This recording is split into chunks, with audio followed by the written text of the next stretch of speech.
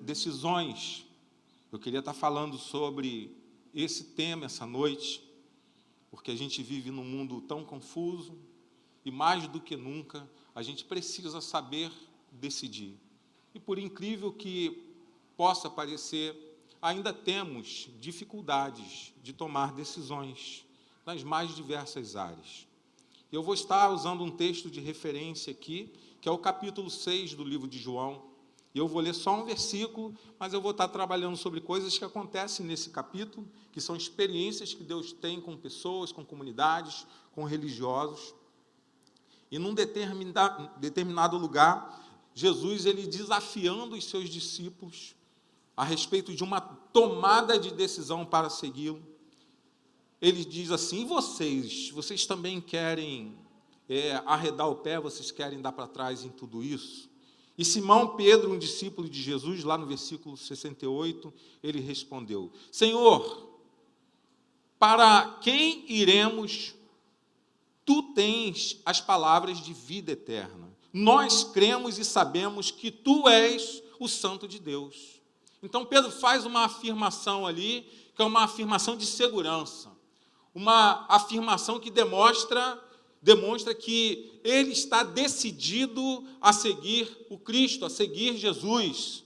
E eu repito aqui, ele fala: Jesus, para onde nós iremos se só o Senhor tem a palavra que traz vida, e que traz vida, que é vida que extrapola esse tempo, que é vida eterna.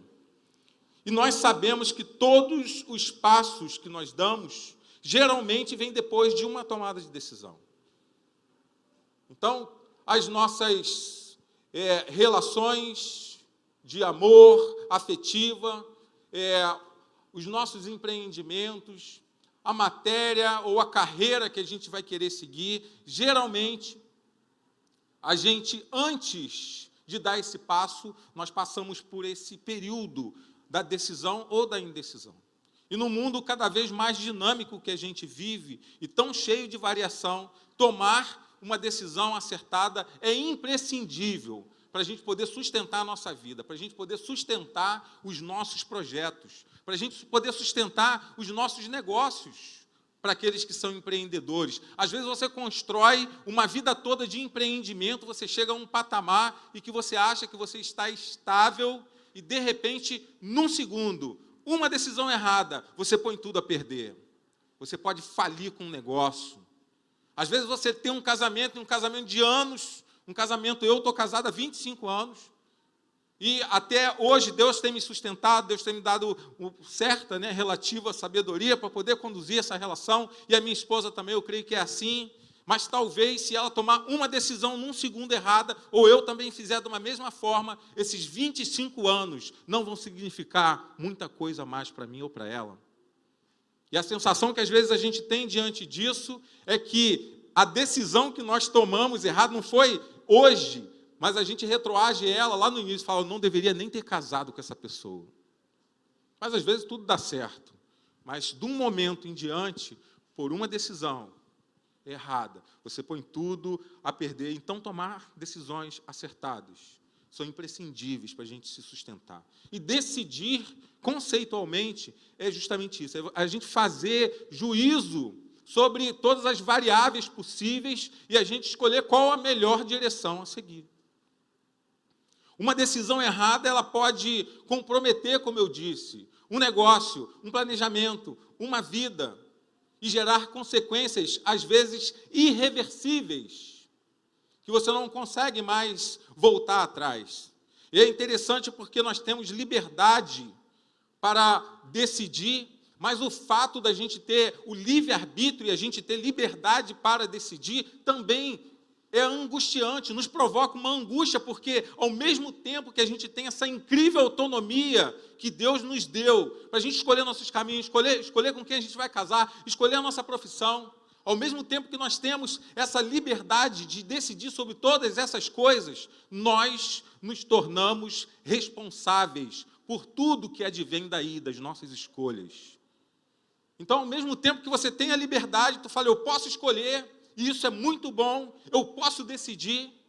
O ponto seguinte é: a tua decisão pode ter consequência. Se forem consequências boas, você vai usufruir disso. Mas se não forem boas, você pode padecer, você pode sofrer, você pode colher frutos maus disso aí.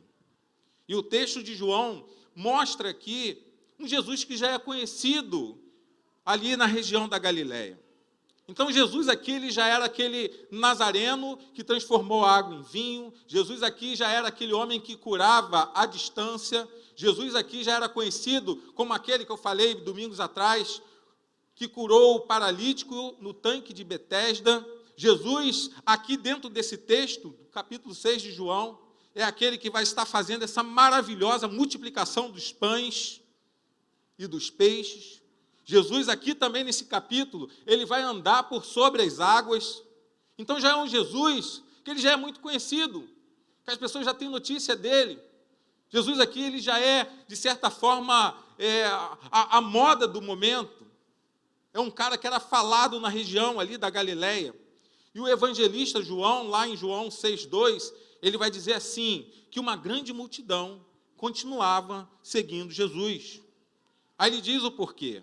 Porque via os sinais milagrosos que ele tinha realizado nos doentes. E mais à frente, lá no versículo 6, Jesus ele percebe que é muito mais do que isso. Que existia uma intenção, não só por conta dos sinais, dos prodígios, dos milagres que ele oferecia, da cura que ele fazia. Mas também Jesus vai dizer, vocês, na verdade, estão me procurando não porque viram os sinais milagrosos, lá no versículo 26, mas porque comeram os pães e ficaram satisfeitos. Então, pessoas seguiam Jesus, porque Jesus ele era o nome do momento. Jesus, ele era aquela pessoa que fazia sucesso e de boca a boca, ó, tem um cara ali que o cara faz milagre, o cara faz prodígio, e que tu vai lá e você cura, e o camarada ele sacia a fome, a sede de todo mundo. Então, virou moda. Assim como a gente vê, de vez em quando, estádios, lugares aí sendo lotados por um cantor gospel, por um líder gospel, de repente o cara está de boa fé e ele realmente é consagrado, mas algumas vezes não. Mas vamos supor que o cara ele reúne 5.000, 6.000 pessoas dentro do estádio de futebol e pessoas vão segui-lo. Por certo, existem pessoas ali que estão com o coração, com a motivação correta, mas muitos ali vão porque é modinha. Vão porque o cara é o cara do YouTube. Vão porque o cara é o cara que recebe milhões de likes pela internet ou pelas redes sociais e não com um propósito, com a motivação correta. Então, esse mesmo tipo de comportamento aqui é comportamento de épocas, em todo o tempo, em circunstâncias só diferentes. Então, pessoas ali, e Jesus ele observa isso. João ele diz, é por conta dos sinais. O próprio Cristo diz, não é por conta dos sinais, é porque eu dou de comer e de beber para eles, e eles fazem festa com isso, por isso que eles estão me seguindo. Ou seja, decidiram seguir Jesus, seduzidos pelo ineditismo, que o milagre é inédito, é algo imprevisível, né? É a interrupção do natural, e todo mundo gosta disso. Às vezes a gente, como batista, a gente é meio frio, né? Que as pessoas falam.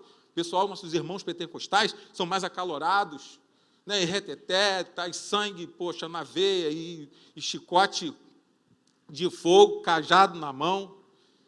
E tem gente que gosta mais desse ambiente, né? Gosta mais dessa explosão de emoção e de sentimentos. Isso não tem problema algum. E eu acho até muito bom. Às vezes eu fico meio reteté aqui nas minhas pregações, que eu gosto dessa alegria desse povo. Eu queria que a gente, como batista, tivesse um pouco desse contágio, para a gente, né, ser mais saltitante. Jeane está ali, e é só eu falar isso, ela já está levantando a mão. Né? Se eu falar mais um pouco, ela já larga um glória a Deus. Não tem problema nenhum, meu irmão, você fazer isso aqui dentro dessa igreja, mas o que tem problema para mim é quando você acha que isso é a motivação do teu culto, da tua celebração.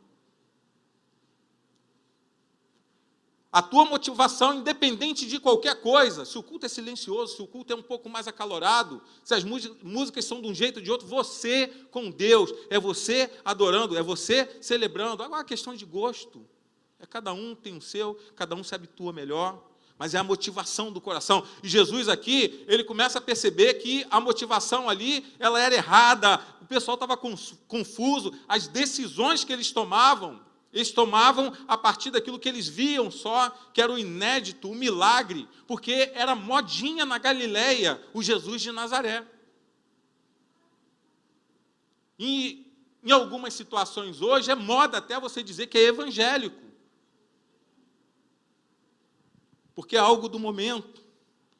E Jesus, ele conseguia fazer um retrato da situação. E falou, a motivação está errada. Então, isso que acontece lá acaba sendo uma questão do nosso tempo também. E vem a grande pergunta para a gente poder desenvolver aqui mais o nosso assunto. É o que nós podemos fazer para tomar decisões sólidas, decisões eficazes, decisões promovidas por verdadeiras motivações. Quais são os critérios que nós devemos considerar para a gente poder decidir corretamente? Porque as pessoas hoje estão padecendo, estão sofrendo, porque não conseguem tomar uma decisão correta na vida, nas relações, no casamento, no emprego, no trabalho, na carreira que vai seguir, se vai estudar ou não, se é matemática ou português. As pessoas estão confusas demais. E eu fico abismado, porque num mundo de tanta informação, de tanto progresso, isso é uma agonia que eu tenho dentro de mim. Eu falo, como é que pode? A gente estar numa explosão de conhecimento, de tecnologia, de tudo. Eu não canso de repetir isso aqui, mas a gente existencialmente, a gente está secando. A gente está invertendo os valores. A gente está deixando de visionar as motivações certas. E isso tem provocado uma grande confusão. E na hora da gente decidir, você não sabe mais se o certo é errado ou se é errado que é o certo. Então a gente pode pensar, a partir desse contexto aqui, a Bíblia também vai instruir a gente nessa direção. Como a gente pode fazer para decidir corretamente? E, num primeiro momento, eu preciso te dizer que você precisa pensar com clareza antes de tomar as suas decisões. Decidir com clareza é decidir lançando luz sobre os problemas, sobre as questões. É você lançar luz para poder compreender o que de fato você precisa fazer, o que é correto você fazer, ou a quem você deve seguir. Tem um autor que ele fala que nem sempre temos toda a clareza de que chegaremos lá, com quem ou onde será, mas temos que ter certeza de que queremos seguir naquele caminho. Então, os caminhos que escolhemos, a gente precisa estar convicto de que esse caminho é o melhor caminho, de que lançamos luz sobre ele, que lançamos entendimento, compreensão da onde, das possibilidades que esse caminho ele me empresta, para eu poder pelo menos entender, me antecipar só um pouquinho das possíveis consequências, das possíveis tragédias. Mas vivemos um tempo em que primeiro, assim como eles lá, a gente pensa no circo e na comida, ou na comida e no circo. Então eles pensavam no milagre, no inédito, no espetáculo e na comida que eles tinham que comer ali. Mas não conseguiam entender a profundidade das realizações que Jesus estava querendo fazer para demonstrar o que ele era para o mundo. Então, decidir, ter certeza do caminho que queremos seguir, precisa ser produto de pensamento, de reflexão. Eu tenho um grande problema, uma grande dificuldade de ir a lugares desconhecidos e dirigir. Um dia desse veio o pastor lá do Acre, da onde a gente vai, ele veio aqui no Rio de Janeiro, aí falou, quero conhecer o Maracanã, o jogo do Flamengo, já fiquei meio assim que eu não gosto do Flamengo e tal. Eu falei, mas tudo bem, né, o amor, né, ele passa por cima disso tudo. Eu fui lá no jogo do Flamengo com ele, 9h de noite de uma quarta-feira, aí saí de casa, eu e meu filho, e a gente vai para lá.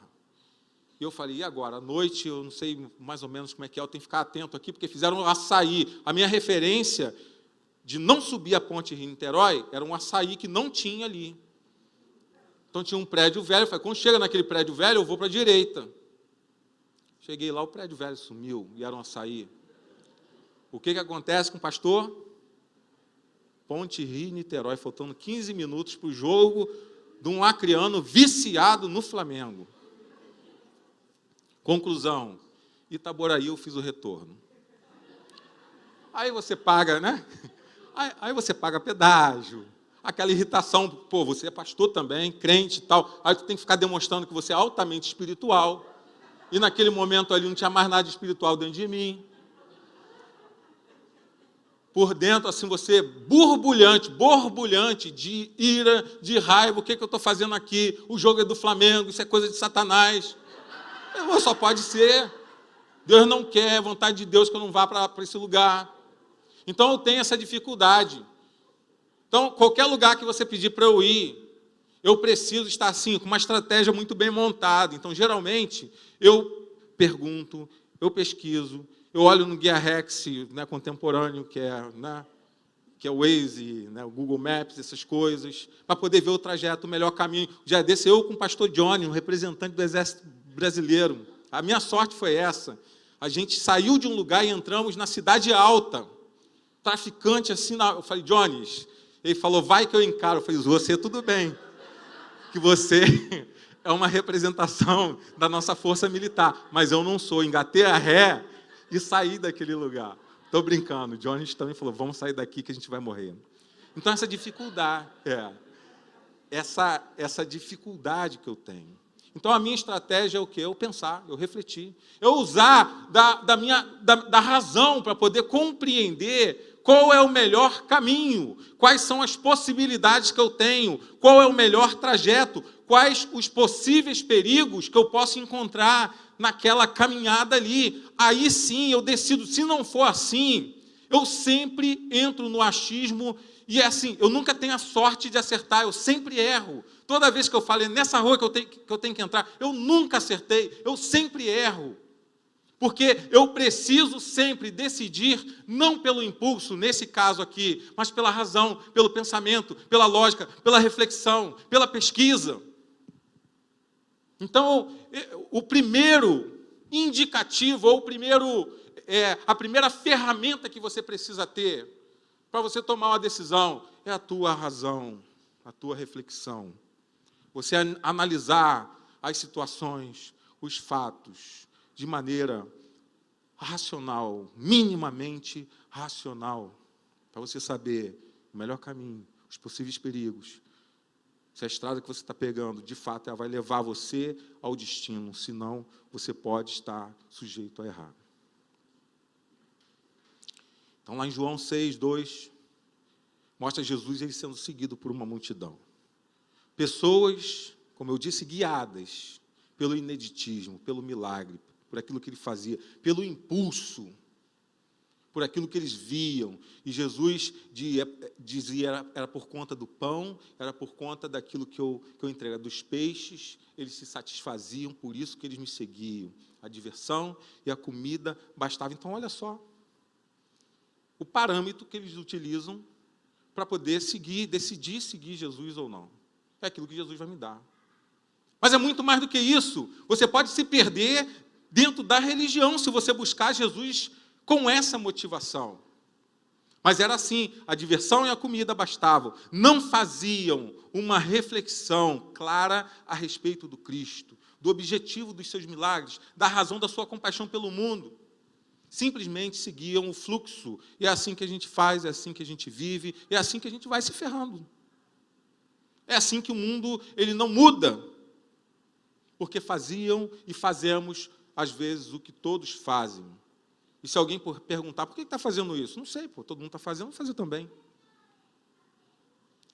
Um mecanismo de carne guiado, manipulado. Vazios de clareza do verdadeiro propósito das nossas decisões. Naquele caso ali, do verdadeiro propósito de Jesus. Jesus queria salvar o mundo. Jesus queria mostrar que ele é filho de Deus. Então, meus irmãos, decidir sobre questões... É vida, tá? Que eu estou falando de vida. Nós só temos essa. Se você quer achar que você vai ter uma outra oportunidade, tu sai dessa igreja, entra no centro espírita, vira um kardecista, porque lá eles têm uma outra proposta, uma outra doutrina. E ele vai dizer, você vai reencarnar numa outra pessoa e você vai ter uma nova oportunidade, se você crê nisso. Se isso for a base da tua fé, tudo bem, tu segue esse caminho. Mas aqui nós seguimos o Cristo. Aquele que diz para a gente que depois dessa vida aqui, acaba, só vem o juízo, e a pergunta desse juízo vai decidir sobre a sua eternidade. Então, esse tempo breve que a gente tem aqui para viver, ele precisa ser bem vivido, ele precisa ser bem elaborado, mas para isso ele precisa ser bem refletido, precisa ser bem escolhido. Se você escolhe mal porque você não usa os seus elementos mentais, a tua razão, aquilo que Deus deu para você poder pensar e decidir, você pode se ferrar, e o mundo está se ferrando por causa disso, e isso nos traz agonia. Isso trazia agonia para Jesus já no seu tempo. Porque decidir sobre questões de vida exige pensamento, claro, livre de manipulação, livre de achismo, livre de fazer porque todo mundo faz.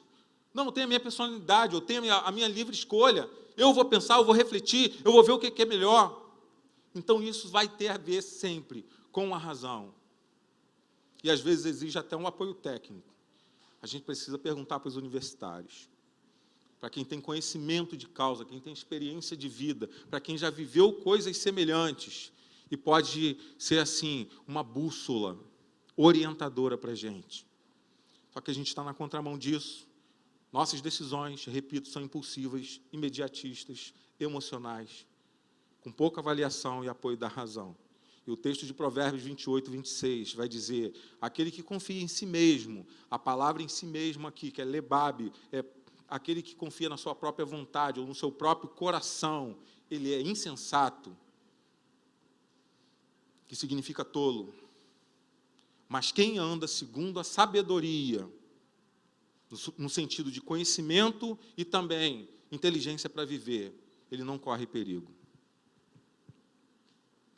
Então, por isso que você vai ver que o sábio, quase nunca ele se dá mal. Aquela galerinha lá, quem é da minha época vai entender, lá da Caverna do Dragão, que nunca sai daquele inferno, ele se ferra o tempo todo, mas o mestre dos magos, que é o sábio, está sempre sereno e tranquilo, porque ele fala, pô, eu sei que isso é assim mesmo. É porque já entende como é que é a situação. Só para esse título de exemplo. Então, confiar no nosso coração é a gente agir pela nossa emoção. Quem age assim, corre o risco de não enxergar os fatos. Quem não enxerga os fatos, não consegue analisar as possíveis consequências das suas escolhas. Pense com clareza, tá, meu irmão? Minha irmã, com razão, antes de tomar uma decisão. Agora, eu preciso também auxiliar as minhas decisões. Então, primeiro, eu preciso ser, é o mínimo, nós somos seres racionais, então eu uso a minha razão para decidir. Acho que isso é muito lógico para qualquer ser humano. Só que a gente não compreende isso e não coloca isso dentro de uma realidade prática. Agora, eu preciso também auxiliar as minhas decisões com o bom senso. E o bom senso é justamente essa capacidade que a gente tem, ou que a gente cria, de analisar e de decidir de maneira sensata, de maneira equilibrada, de maneira prudente, sobre aquilo que às vezes não está escrito em nenhuma norma. Não tem uma lei, não tem um conceito, não tem um livro de autoajuda, não tem nada. Então eu estou diante daquela situação e tem um cara na minha frente e tem outro na minha frente também, eu estou num carro aqui e tem um engarrafamento de quase 2 quilômetros e eu estou buzinando ali, achando que os carros que é buzina, ela é o Kamehameha do Dragon Ball Z, que vai expulsar todos os carros. Agora é uma outra geração que vai entender o que eu falei. Tá bom? Porque já viu esses desenhos japoneses, que o cara ele concentra poder na mão, ele joga e todo mundo sai do caminho? Então é isso. E você buzina, mas sem sentido, porque você não tem o bom senso de entender que não adianta buzinar, porque carro não tem asa. Então você conta até 10, você conta até 20, você espera, acalma o teu coração e espera o fluxo. Espera as coisas acontecer, é o mínimo do bom senso. Então, o bom senso, ele é mais ou menos isso. Lá em João 6, 9, até o versículo 11, Jesus ele está relatando aqui o milagre da multiplicação, e nesse milagre aqui, com 5 pães e 2 peixinhos, ele alimenta 5.000 pessoas, fora as mulheres e crianças que não foram contadas, não apareceram aqui. É um evento extraordinário, é um milagre. A gente sabe que milagre não existe explicação, é interrupção do natural, é a ação direta de Deus num evento que é inexplicável. E para a gente, como crente, a gente entende o milagre de Deus, primeiro, pela fé. Mas a gente vai entender também que todo milagre de Deus, ele não se extingue no milagre. O sentido do milagre, quando Deus faz, ele vai além do próprio milagre. Deus está apontando para algo muito maior. E a gente aprende que o livro de João, o Evangelho de João, 7 milagres principais acontecem aqui, da boda de Caná até a ressurreição de Lázaro. Deus, ele tem um objetivo só: provar que Jesus Cristo é o Filho de Deus e que ele tem poder para fazer aquilo que ele diz que pode fazer. Ele é reconhecido aqui no Evangelho de João como aquele que o vento e o mar obedecem. Ele é conhecido aqui no livro de João como aquele que faz o que ninguém pode fazer se não for o próprio Deus. Então tem um objetivo muito maior, que é apresentar Cristo como aquele que tem domínio sobre todas as coisas. E me chama a atenção, logo após o milagre de Jesus acontecer, dessa grande e magnífica multiplicação, é que lá no versículo 12, a gente vai ver que depois que todos receberam o suficiente para comer, é o que diz o texto, Jesus diz aos seus discípulos: ajuntem os pedaços que sobraram, que nada seja desperdiçado. A gente não observa muito esses detalhes. Há um detalhe que me chamou a atenção: por que ele está fazendo isso? Ajunte os pedaços que sobraram, que nada seja desperdiçado. Isso não está escrito em lugar nenhum. Se ele abandonasse ali, talvez também ninguém nem ia perceber muito, mas Jesus, ele está agindo como um ser humano que tem bom senso. Até pouco tempo atrás não tinha nada, 5.000 pessoas passando fome. Agora sobraram 12 cestos. O que a gente vai fazer com isso? Larga para aí, que a gente não tem como carregar. Ele falou: não, pega, junta tudo e guarda. E no início do texto diz: depois que todos receberam o suficiente para comer. Hoje a gente estava falando sobre a avareza de manhã na EBD, e a gente entende que às vezes a gente tem mais do que o suficiente para comer, para fazer, para sobreviver, mas a nossa ambição, a nossa ganância quer fazer a gente ter mais. E às vezes a gente desperdiça aquilo que sobra, e a gente não pensa nem no outro. Então, um exemplo aqui de decisão conduzida pelo bom senso de Jesus, que já traz uma lição para a gente. Não desperdice aquilo que pode faltar amanhã para você, ou que pode já estar faltando para o outro. Quando Deus, ele supre as nossas necessidades, sempre vai haver abundância. Então, aquilo que Deus manda, ainda que seja a conta certa, o suficiente para você, tu tem que louvar o nome de Deus, agradecer a Deus, abençoar aquele pão que está dentro da tua casa. Tu fala: isso aqui é a abundância de Deus para minha casa. Essa é a porção que Deus mandou para mim hoje. E Ele não vai deixar faltar a porção da manhã. Porque desde o rei ele já falava isso. Que da minha infância até a minha velhice eu nunca vi o justo mendigar o pão. Mas a abundância não significa desperdício. E para a gente não desperdiçar, às vezes, a gente precisa ter o bom senso só. A falta de bom senso, ela constrói, às vezes, a gente vive um tempo desse, pessoas mal educadas, filhos mal educados, pessoas ambiciosas sem limites. A falta de bom senso. Porque o pouco, ou melhor, o muito é sempre pouco. E o ambicioso, que às vezes, elevado a esse nível da falta de bom senso, ele quer ter mais, não precisa, mas eu quero ter mais, está desperdiçando, não interessa, mas eu quero ter mais, e não consegue ter o mínimo de bom senso. E a gente vive um tempo que é meio assim, e eu ouvi um senhorzinho falando esses dias, ele falou: meu filho, esse negócio de bom senso acabou, isso é coisa do passado, isso morreu. Eu falei: pô, mas é mesmo, esse negócio parece que é mais ou menos assim mesmo. E a gente sente que a falta de bom senso acaba, ou o bom senso está morrendo, por exemplo, quando a gente gasta mais do que a gente tem. Você ganha 2.000 e todo mês você gasta 4.000. Ou você, desculpe o termo, é burro demais, porque não sabe fazer uma conta de matemática, mas eu acredito que não é isso que todo mundo sabe fazer. Tá? Isso todo mundo sabe. Tá? De mais e menos, e o que vai sobrar ou o que vai faltar. Ou você não tem o bom senso para compreender. Não dá para eu ir além disso.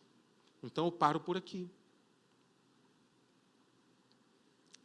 E tem faltado às vezes, porque o mundo do capitalismo, do consumismo, ele é feroz demais, impulsiona a gente a gente comprar, e você precisa ter, você precisa fazer, além daquilo que você tem de recurso para poder pagar aquilo que você se propõe a ter. O bom senso, ele falta nesse tempo, quando os pais não é mais aquele que dá a última palavra para os filhos, mas é o contrário. Às vezes você tem um filho de 2, 3, 4 anos e você precisa perguntar para ele. Tem que discutir relação com o filho para perguntar. Você já sabe que aquilo ele não pode fazer, mas às vezes você fica tentando fazer com que ele diga para você o que você vai responder para ele, para não desagradar, para não ficar mal, para o filho não ter um problema psicológico. Aí, de vez em quando, tu entra aqui no supermercado, aí tem crianças com possessão demoníaca, porque o pai não deu um pirulito, não deu uma bala, já viram isso? Perto do caixa, sempre acontece, esse evento se manifesta no caixa do supermercado. Porque eles também, por outro lado, colocam aquele monte de prateleira. Na hora que você vai pagar, você não tem o dinheiro para pagar, a criança já vem com aquele pirulito colorido, igual do Chaves, gigante, de 15, 20 reais, tu fala, meu filho, não posso. Aí, a criança cai. Na hora. Não vai fazer, caiu. Aí tu começa ali aquela sessão, né, de exorcismo. Mas não vou, meu filho, que não pode, essas palavras não bastam. Na maioria dos casos, você tem que quebrar a boa pedagogia, e você tem que fazer aquilo que não deve fazer. Tu dá-lhe uma pedalada, sai daí, o demônio vai embora na hora, ela fica quietinha. Que não é o melhor caminho. Mas, às vezes, você não consegue na espiritualidade. Uma sugestão. Coloca a mão e fala, em nome de Jesus, sai desse corpo agora. Mas aí você vai ter vergonha de fazer isso também. Então, falta o bom senso quando a gente perde esse domínio, de cumprir o nosso papel como pai, a nossa autoridade como pai. Do filho entender que a gente é pai, que a gente é amigo, que a gente entende, que a gente conversa, que o mundo hoje é outro, que a gente não bate, mas que ele olha para a gente e fala, agora é meu pai que está falando, não vou fazer, pronto, acabou. Morreu o bom senso dos pais. É a morte do bom senso, quando você acha que você pode confidenciar a tua vida, ou que você pode abrir as suas intimidades para a rede de computadores mundiais, ou para a rede mundial de computadores. Aí a pessoa, aquela pessoa que está com maldade, ele traça o teu perfil todinho, pelas tuas fotos, pela comida, pelo teu gosto. E esse aqui come mal para caramba, só bota ovo. Esse aqui é melhor, esse aqui bota um camarão. E esse aqui, o pessoal ali, é só comida que não é brasileira, porque o nome é sempre um nome diversificado, um nome estranho. Então, o pessoal daqui da igreja quer assim. Que eu falo, vamos comer aquele hambúrguer, mas eu quero aquele molho de ketchup. Fala, não é isso. Aí dá um nome americano que eu não consigo entender. Então, você começa a expor a tua vida, as suas intimidades, para quem não deve, no lugar errado. Por quê? Porque você não tem bom senso. Porque o bom senso ele foi secando dentro de você. Porque aquelas pessoas talvez não vão poder te ajudar em nada, ou às vezes presencialmente. Você conta algo grave, algo pessoal, algo íntimo, para quem não pode te ajudar e pode até te atrapalhar. Faltou o bom senso. Acontece quando você acha que o Evangelho, ele deixa de ser o Evangelho de Jesus Cristo, ou quando você acha que a igreja, ela deixa de ser igreja, uma casa de oração para todos os povos, e você começa a vir de domingo a domingo aqui, para poder ouvir palavras de autoajuda do pastor. Então, o que eu falo se transforma no teu coração, não como palavra de vida eterna, não palavra que te conduz ao acerto, não palavras que vêm da Bíblia, mas você processa isso e fala, caramba, eu ganhei um plus hoje, porque eu já estou me sentindo melhor. Aí parece que você, a cada domingo, tu está buscando em algum lugar, em alguma pessoa, ou presencialmente, ou no YouTube, ou na internet, uma autoajuda espiritual cristã.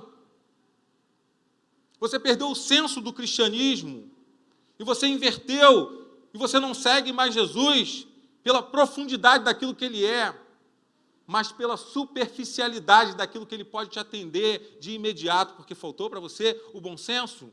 E o pastor, ele deixa nessas ocasiões de ser um pastor, um conselheiro, aquele que ora, aquele que caminha, aquele que adverte, aquele que admoesta, aquele que chega e imprensa você, aquele que chega e enquadra, às vezes fala, pô, meu irmão, vamos pensar desse jeito, você acha que o caminho é esse? Mas o pastor, ele passa a ser um coaching, ele passa a ser aquele mestre dos magos, ele passa a ser um guru espiritual para você, ele não é mais o pastor, que é um ajudador, que chora, que sofre, que caminha com você, que está com você no dia bom, no dia ruim. E a igreja, para esses também que às vezes perde o bom senso do que é a boa igreja de Cristo, a igreja de Cristo, ela é uma prestadora de serviço religioso, psicoterapêutico às vezes. E você vem mais para cá para fazer terapia do que ter compromisso com esse evangelho, de chorar por esse evangelho, chorar pelo Pedrinho, chorar pelas pessoas que estão na rua, chorar pelo Érico, que chegou lá e estava com 38, 40 graus, um mendigo que tem aqui em Campo Grande. E a gente saindo de lá, eu amargurado, eu falei, vai morrer. Eu não sei se ele morreu ou não. Você entender, de fato, para que Jesus veio a esse mundo. Não é para te divertir, não é para te entreter. Ele até te traz alegria, ele até te traz respiro, ele até te traz renovo, mas Jesus é palavra de vida eterna. Jesus é poder de Deus entre os homens. Mas, às vezes, a falta do bom senso faz a gente ter percepção de escolha, a gente começa a escolher errado, porque coisas mínimas a gente não consegue guardar. Um texto de Filipenses 4:8, é um conselho de Paulo que ele fala, e ele tem muito a ver com essa questão do bom senso nas nossas escolhas. Então, poxa, eu estou me relacionando com alguém, aí eu tenho lá, eu tenho 18 anos, a menina também, e você está vendo que o negócio não vai dar certo. Você vê o perfil dela, você não serve para ela, que você é muito ruim para ela, ou a pessoa também não serve muito para você. Todo mundo está falando, você está vendo, só que, primeiro, a razão já foi para o espaço, porque você não tem, pensa de outra maneira. Você quer alegria, comida e bebida. E você não tem bom senso também, de falar, caramba, de forma mínima eu estou vendo que isso não vai dar certo. Eu tenho que reconduzir esse relacionamento. Mas não, você insiste. Você larga a razão, você larga o bom senso e você mergulha na desgraça. Então o texto de Paulo ele fala, olha só, é na dúvida, você percebe assim, tudo que é verdadeiro, tudo que é honesto, tudo que é justo, tudo que é puro, tudo que é amável, tudo que é de boa fama, se há alguma virtude, se há algum louvor, pensa nisso. Então, critério. Tu pega tudo isso aqui e coloca na tua indecisão. Tem enquadramento com isso aí? Eu acho que é um caminho. Se não tem, pensa nisso. Provérbios 2:11 diz que o bom senso nos guarda e o discernimento nos protege. E por último, meus irmãos, a gente precisa, antes de qualquer coisa, antes da razão, antes do bom senso, tomar as nossas decisões a partir de Deus, a partir do alto, a partir do céu. Jesus, ele oferece para a gente, o que ele está oferecendo aqui, no capítulo 6, é um discipulado sólido, um discipulado sustentável, um discipulado que faz a vida daquele que se entrega a isso valer a pena. Um discipulado também para aqueles que querem aceitar esse discipulado. E em João 6:27, ele vai mostrar que todas as nossas decisões, elas devem mirar, antes de qualquer coisa, o céu. E é a voz do próprio Cristo aqui, através do evangelista. Ele diz assim, não trabalhem pela comida que estraga, mas pela comida que permanece para a vida eterna. Então, o que ele está fazendo aqui é uma distinção entre aquilo que perece e entre aquilo que permanece, entre aquilo que é material, que é terreno, e entre aquilo que é espiritual e que é eterno. Jesus, ele não despreza as nossas necessidades temporais, ele não despreza o fato da gente usufruir das nossas conquistas. Jesus aqui está preocupado com isso, ele alimenta 5.000 pessoas, fisicamente, materialmente, mas ele quer que a gente entenda que nem só de pão viverá o homem, também de pão, mas nem só de pão viverá o homem, mas de toda a palavra que procede da boca de Deus, porque as palavras que saem da boca de Deus são palavras que promovem vida eterna, são palavras que promovem acerto, são palavras que não te levam para a destruição, são palavras de bênção, não são palavras de maldição. E o que vem de Deus, ele vai dizer nesse texto aqui, sempre vai ser o nosso primeiro alimento, nosso principal alimento. Nossas decisões, antes de tudo, elas precisam concordar com a palavra de Deus. As nossas decisões, antes de tudo, da razão do bom senso, ela precisa ir de encontro com Deus, e ela é fruto de oração, é você sendo amigo de Deus, é você entendendo o coração de Deus, é você entendendo que Deus conhece o teu coração, é você caminhando com Ele no dia a dia. Você não precisa ir para um monte fazer isso, você não precisa ver milagre para isso acontecer, é você abrir teu coração para Deus e falar, eu estou aqui, eu preciso, eu estou confuso, eu não estou em paz, eu preciso de amizade com o Senhor, eu preciso de resposta com o Senhor. As nossas decisões precisam, antes de tudo, serem conduzidas pelo Espírito Santo de Deus. Nicodemos, lá em João, no capítulo 3, no versículo 8, ele fala, então, o que eu faço para nascer de novo? Ele fala, Nicodemos, deixa eu te falar um negócio, se liga só nisso aqui, o vento, ele sopra onde quer, e você ouve a voz do vento, você ouve o seu sussurro. Assim é aquele que anda no Espírito de Deus, ele não sabe de onde vem, nem para onde vai, porque ele está nas asas do vento, do Espírito de Deus. É assim que a gente precisa viver, é assim que a gente precisa entender. As nossas decisões, quando você estiver indeciso, naquela encruzilhada de algo importante, deixe a paz de Jesus Cristo, que excede todo o entendimento, ela abrigar o teu coração. É o que diz o texto de Filipenses 4:7. E seja qual for a decisão, se você não tiver paz, pare. Não vá adiante, pare. Começa a pensar, começa a ter bom senso. Entra nesse processo aqui de colocar primeiro sob as lentes de Jesus Cristo, para Ele poder dar clareza em você.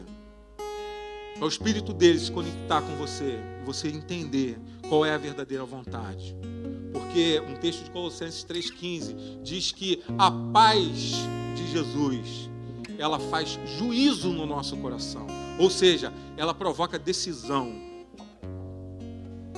Então, se você está com dificuldade de decidir, e nenhum dos elementos da razão, do bom senso, nada te produz a certeza, se você não tem paz, para. Se você tem paz, e é a paz de Jesus que excede todo entendimento, ela vai fazer juízo, vai dizer, caminha aí que você está tranquilo, você está se sentindo assim, e as coisas vão fluir. Então lá em João 6,66, a gente vai ver pessoas que acharam isso pesado demais, acharam esse discipulado proposto por Jesus, essa caminhada proposta por Jesus, pesada demais, e o mundo hoje também acha pesado demais caminhar com Jesus. Eu já achei por algum tempo também pesado demais caminhar com Jesus. E às vezes eu trocava Jesus por uma cerveja. Eu trocava Jesus por uma noite. Eu trocava Jesus por uma vaidade qualquer. Mas quando eu entendi que Jesus Cristo, Ele é o Filho de Deus, que tira o pecado do mundo, que transforma a nossa vida, que conduz os nossos caminhos e que faz a gente viver vida de paz, de abundância, daqui para a eternidade. Eu falei, nada disso, um copo de cerveja não vale Jesus para mim.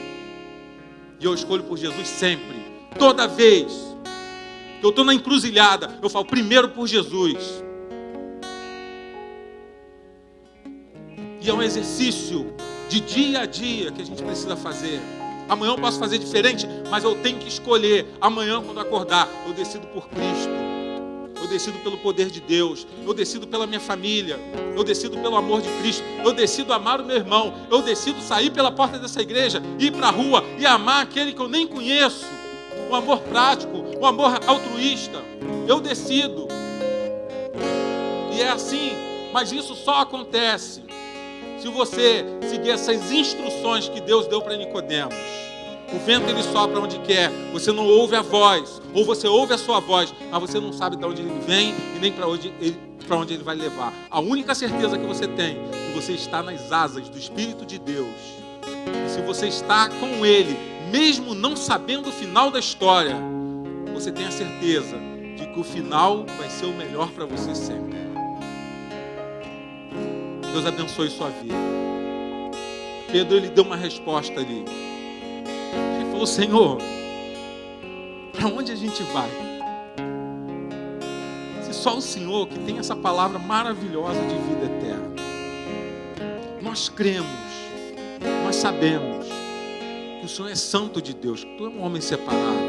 E o Senhor quer nos levar também para esse nível de santidade. Então Jesus, ele foi colocado no centro por Pedro. Deus, ele quer que você coloque ele no centro da sua vida também hoje. O Senhor, ele quer que você coloque ele como santo de Deus, como uma prioridade na sua vida hoje. Então Pedro aqui, ele entende que ele não precisa e não tem que decidir senão a partir de Deus. Ele entende que ele não tem outra opção. Ele entende que ele não tem outra escolha. Senhor, é a sua palavra que me faz tomar as melhores decisões. Deus abençoe a sua vida. Agarre essa palavra com força. E aonde ela adequar, para onde ela servir no teu coração, na sua jornada, na sua caminhada, faça desse jeito. Depois você vem e fala para mim o que está acontecendo. E eu sei que vai ser transformação, que vai ser vida abundante, vai ser vida de paz. Feche seus olhos. A gente vai estar cantando. Eu quero estar orando por você. Você que está em casa também, feche seus olhos. A gente está encerrando o nosso culto. E eu quero orar pela tua vida também. Deixa eu orar pela tua vida. Deus te abençoe. Ainda que haja alguma falta, o que não pode faltar é a presença de Deus na sua vida. Você precisa sempre estar contando pelo Senhor. Se ainda você não consegue ouvir, se você ainda não consegue sentir, Deus, ele está presente. E Ele quer se aproximar. Ele quer que você sinta a presença dele através do seu Espírito Santo. Então, se alguma coisa falta, ou se você se acha distante, decida hoje por Jesus. Decida a sua vida a partir do Cristo, aquele que tira o pecado do mundo, aquele que transforma, aquele que muda pessoas que eu já vi na mais intensa miséria, e resgata e ressignifica, e mostra que tudo de fato é possível, aquele que se entrega e crê no nome de Jesus. É para isso que Ele veio. Isso é a nossa motivação, é a graça de Deus que é a nossa motivação, é a presença do Espírito de Deus que tem que ser a tua motivação. É a certeza de que Deus é poderoso para fazer aquilo que Ele diz que pode fazer, tem que ser sempre a tua motivação. É a entrega sempre pela fé, sabendo que ainda que não aconteça do seu jeito, a melhor forma de acontecer é a forma de Deus. E você permitir sempre que Ele faça assim. Pai, no nome de Jesus, abençoe essa casa de oração, abençoe os nossos irmãos e irmãs que estão aqui. Nós nos alegramos no Senhor. Abençoe os nossos irmãos que estão do outro lado em casa. Nós declaramos sempre que nós queremos o Senhor, nós queremos a Tua presença, nós queremos caminhar de acordo com a Tua vontade. É difícil demais às vezes a gente troca o Senhor por cachorro quente, mas em nome de Jesus, que a cada manhã, a cada dia que os nossos olhos se abrir para o mundo, a gente escolha pelo Senhor, a gente decida pelo Senhor, a gente se alegre no Senhor, seja qual for a situação.